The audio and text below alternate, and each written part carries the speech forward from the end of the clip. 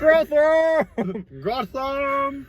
Wait, you sound like you're Kermit the Frog or something. Gotham! So, we're gonna talk about Take control of your cinema! Dark Knight Rises. Mm-hmm. And why it's bright now as opposed to the other two episodes is because he rised, you know, like... Oh, okay. Well, it's very poetic, you know. Yeah. Very good way to segue into it. I Right? actually spoke to the sun about this. The sun god. Yeah. You prayed, we did a dance. Look, The Dark Knight Rises, what can I say about this film? You know, you can't dance. Look, The Dark Knight Rises, okay, I honestly, I love a lot about it. I know it's not a perfect film. I know that there are elements that, you know, people, if you really nitpick, but I just want to talk about the journey that Dark Knight Rises takes you on, or at least the journey that it brings to a conclusion. Let me just start off by saying that it ends a story, which is something so rare to see in Hollywood these days, where Marvel can go on with like 20 plus movies and they still don't end the bastard. It's like, oh, it's on Disney Plus. I'm like, end it, kill it. You either, actually this is a good one, we should have brought it up in the last episode, but you either die a hero or you live long enough to see yourself become the villain. And honestly, The Dark Knight Rises, it died a hero. It ended as a beautiful send-off to the trilogy, I thought, with such powerful... Let's, honestly, again, I think like the last episode. I felt, look, first of all, Dark Knight Rises, for me, it's Bane. Bane made it. Bane was my favorite thing about the whole film. He was such a presence, like every Tom line, Hardy's performance, his physicality, his voice, eyes. I mean, his fucking traps were trending. Oh, his traps over it. Okay, like, I mean, even beyond that, right? Yeah, I think it's really important what Tom Hardy did with the role. It was I great. was upset when he died. Yeah, it's so sad to see your hero How dare die. you, Catwoman? That's cheating. That's a tragedy, right? But look, like, another part of credit with Bane is you have to give it to Jonathan Nolan as the story writer and Chris Nolan and Johnny Nolan and Goya and like the screenplay with every single line of his is so iconic. Then Gotham is ashes. Then you have my permission to die. Then you have my permission to die. Oh, what a lovely, lovely ass. Okay, well, he didn't say that one. And that's fucked up, brother. This little kid you're talking about, brother. You can't say it like that. That completely puts Bane in a whole new light. But look, like, I thought everything about the story, you know, having these massive time jumps, like throwing you into distancing itself enough from the past film. But you know what? Again, utilizing the consequences of the last film in a really satisfying way. I would have liked it better if Batman died at the end. It would have been interesting. Or actually, if what Alfred died. that was another interesting idea that you had, where you said, what if he pulled a Kishimoto, and no, I'm not gonna really drop some spoilers about the latest Boruto, but said, Kill what? Alfred. Yeah, make it look like Batman's gonna die and kill Alfred. You know, really daring stuff. And I know Alfred's old, but it doesn't make the connection, the loss to Bruce Wayne, any weaker. And you know, maybe because if Alfred died, that's why he hangs up his cape.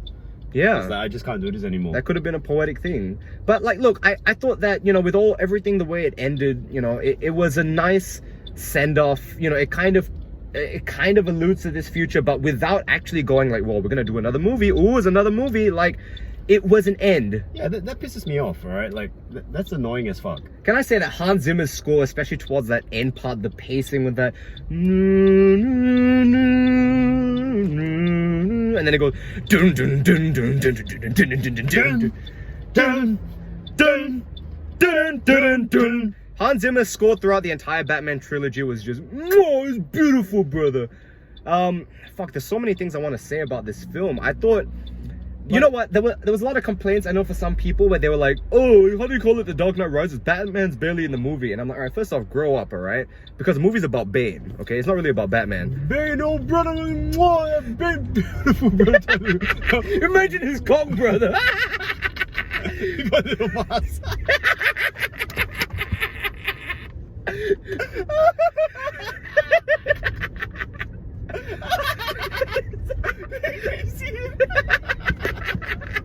I'm sorry. You gotta compose yourself, brother. That's beside the point. I'm trying to get this shit back on track. What else can we say about this movie? Look, I thought it was. I thought it was a really. I thought. Stop thinking about it. I thought it was a really beautiful redemption of Bruce Wayne. You know, getting to that point in your life, and it's such a beautiful message of like, you know, kind of like with Naruto, where you get so far in your life towards the end of your career, and yet you still have room for growth. You know, you still have somewhere to go. You don't. Oh motherfucker, man, fuck you. I think that was really beautiful. Like that, you know, a character after getting to the end, it's kind of even something like what they did with Logan, you know, that like even though you've reached so far in your life, that's a great movie. Logan's a whole other one we would like to get into as well, but like, you know, I think again, such a beautiful message. Even the fact, yeah, Alfred leaving. Look, I personally, especially being a comic book fan, I thought the Talia al Ghul twist was really great.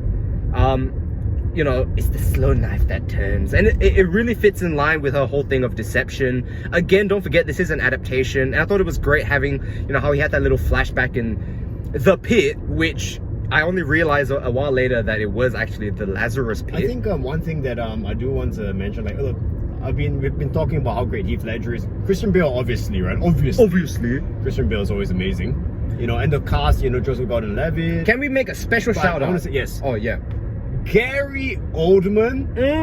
Brother. My God, what a giant among men of actors. Like, the chameleon actor. He's so good. So good. Like, even, you know, as Gordon, like, his acting, my God, he's not a main character. He doesn't have a lot of screen time. But really... every scene, like, wow. No, I would say Gary Oldman is my 100%, not just my favorite, but I think the most accurate and most, like, perfect portrayal of Jim Gordon. When I watch Christian Bale, no matter, he does all have his, you know, transformations and all that, but I'm very acutely aware I'm watching Christian Bale. Even in Vice. Yeah. Right? But if Gary you didn't put his name, half the time I don't realize it's Gary Oldman. I don't even realize is an actor playing a character. He just becomes this character so completely. Gary Oldman's accent work is beautiful. All right, yeah, he's British, by the way. Yeah, in case you didn't know, just like Christian Bale. But like, look, the acting and everything was phenomenal. I thought the writing was, you know, it was such a beautiful send-off with like Bane as such a confronting villain. You know, tear them from their decadent nests. You know, really such a figure of unrest. And again, I think it was a perfect end to the trilogy, because if you really break it down, right? What about you talk about intimidation as a villain, yeah? Wait, I wanna mention this point about what they you interrupt me talk about Bane's mask on his skull. Oh brother, I need to stop mentioning that. But like, think about it, right? Bane, again, like with The Dark Knight, Bane won. Like, how can a city recover from that much devastation, from turning on each other? You know, such kind of social and civil unrest. Like, and that's the thing. It was a trilogy. It ended it. You didn't have to see what happens after that and how Joseph Gordon-Levitt, who later became Robin, essentially, had to try and refix the city. No, it was fine. The story's been told. That was the issue I felt with Endgame, when they tried to push it like that and tried to fix it. And you got people going, so people disappeared for 5 years. You snap your fingers, everyone's back. But they're not, I guarantee you, they're not going to explore that, because it's too dark, it's too much effort, it's not worth it. Whereas at least the Dark Knight trilogy, it ended it. It was the end, and it was a beautiful end. I got up, I clapped in the cinema, and I ejaculated. I tell you, it was brilliant. I saw it in IMAX theaters, by the way, as the way Nolan intended. Yeah, like, can I just throw in as well, that when Nolan does choose to use CG with things like the Bat, he combines practical elements. Like the Bat was effectively a machine on a crane rig attached to a car, and they just CG out the car. And that's why even when CG is used, it's used in such an engaging way, very intelligently edited and cut, that, you know, you don't really get any of this sort of disconnection from that. And also, see, Tom Hardy became this absolute hulk of a man to play Bane, right? But it wasn't his gargantuan size. His gargantuan penis. It wasn't his size that made him an intimidating character. In fact, he very seldom raised his voice. You know, he pretty much never raised his voice. You know, and it's like, do you feel powerful now? Get your hand off me. Or even shit like you know, why are you here? Like, he really knows how to act with just his voice, his eyes, his presence. And even bits like, follow him. Oh man, when he did that part, like, and do you accept this man's resignation? I was in the theater, I was like, yeah! He's not talking to me. Again, it was a great, you know, a great, very calculated character, very brilliantly written. Oh, it was just phenomenal, and it was, of course, yeah, it was nice to see even Cillian Murphy rock up for a little cameo. It would have been interesting to see what Nolan would have done with Joker, because it seemed like he had ideas for a third movie with Joker. Of course. But, you know, I will say, oh, okay, and just to cap it off, I know it's kind of reaching over time, but you can't capture the brilliance of not just Christopher and Jonathan Nolan, and I guess Goya helped with a lot of the comic book elements, and the performances and everything, but like, that opening scene, a very reminiscent of The Dark Knight with the way they throw you right in, but that opening scene with the, and what was it? What was the thing he said about, why would somebody shoot a man? Why someone would shoot a man before throwing him out of a plane? He says airplane. No, he says plane, right? Airplane. No, he said plane, brother, right? Fine. But look, that again, I'm like, how well you can set up your character. My only tiny teeny little gripe. Started the fire. Of course. The fire rises. And then the practical effects with, you know, the plane flying and all that. But like, my only teeny tiny little gripe I'd just like to throw in at the end is the fact that Christopher Nolan could learn a thing or two from Jonathan Nolan and actually show a little bit of violence. I find it a bit weird when people get shot and you don't actually see blood splatter. It's just a teeny bit disengaging. Chris, learn from your brother, because your brother, if you see Westworld Season 1, you really know a thing or two about showing consequence of gunshots, alright? Gets Marion Cotillard and there's no nude scene. Yeah, Jonathan Nolan really know a thing or two about how to utilize nude scenes. Christopher, you know, you both can learn from each other, right? You both need each other. Brothers should be brothers, alright? So in closing, how many stars for The Dark Knight Rises? Or did we even give star? Oh no, we did. I said I gave Supernova. I think I'm gonna give it a 4.5. I was gonna say 4.75.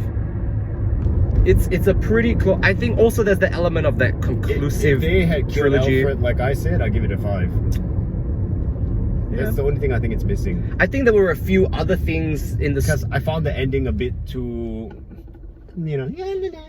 Yeah, you know, I mean, because, you know, Nolan's done really well. Like, I thought the ending for The Prestige with this bittersweet, like, wow, brilliant. Yeah. Maybe there was some studio pressure to keep it a little bit light and playful. That's something that's pretty common found. But you know what? Look, like, in spite of it all, considering he was still working under a massive studio, I thought he did a really damn fine job with it. So, good on you, Christopher. Go call your brother already, alright? And don't forget, Bane's cough with a little mask. Of course. Jesus Christ. End the damn video already. See ya.